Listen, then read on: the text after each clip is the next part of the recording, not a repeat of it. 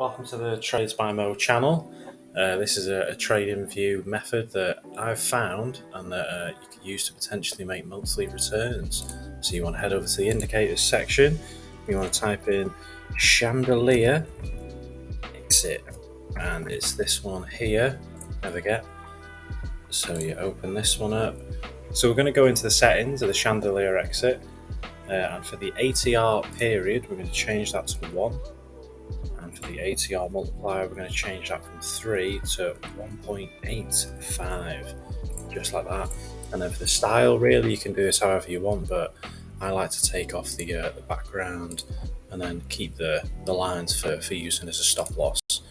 Ideally on the 5-minute chart for this, and then the next indicator that we're going to use, the good old-fashioned TDI.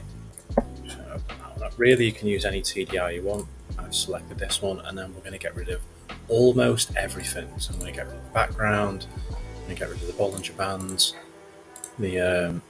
keep the middle line band there, the slow and the fast EMA. We're just going to keep the RSI, change the middle line to yellow, and then the RSI line, we're going to change that to full green, and there we go.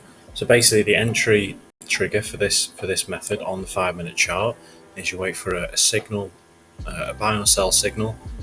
You wait for the candle to close, and then you make sure that for the RSI is above the yellow moving average. You can see there was a buy, and at the exact same time we had the green line crossing the yellow line on the TDI. So enter it here, put your stop loss on the green line, roll it all the way until the stop, or at the highest point you would have got a 2.4 return. There you go. So if you want to test this method out, let me know, see how you get on with it, and thank you for watching.